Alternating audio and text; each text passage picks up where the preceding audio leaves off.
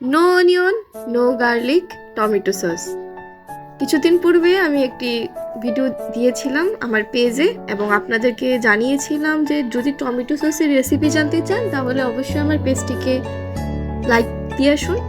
তো আজকে আমি আপনাদের সামনে সেই টমেটো সসের রেসিপি নিয়ে এসেছি। প্রথমে আমি মশলা কিছু নিয়ে নিচ্ছি, গরম মশলা, আদা, গোলমরিচ, লং আর 2টা শুকনো লঙ্কা নিয়েছিলাম। তো প্রথমে ওইগুলা আমি একটু গরম জল দিয়ে, মানে চা যেভাবে করে লিকার চা, তো এরকমভাবে করেছি।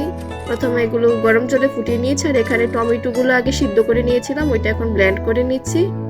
এটার সাথে আমি শুধু 2টা শুকনো মরিচ অ্যাড করেছিলাম আর তেমন কোনো কিছু এখানে মিক্স করিনি।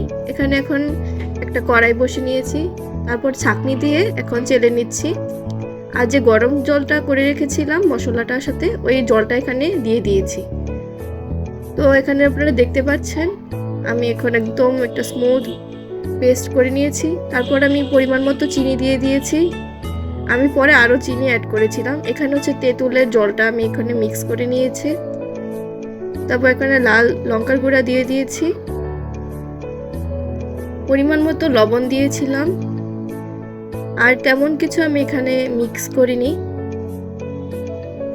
তো এখানে দেখতে পাচ্ছেন এটি প্রায় তৈরি হয়ে গিয়েছে। আমি কিছুক্ষণ রেস্টে রেখে দিয়েছিলাম। এখন আপনারা এখানে দেখতে পাচ্ছেন যে এটা একদম পারফেক্ট। তো এখন আমি ঠান্ডা করে এখন আমি একটা টমেটো সসের বোতলে পুড়িয়ে নেব। তো এখানে আমার মা হেল্প করছিল আমাকে।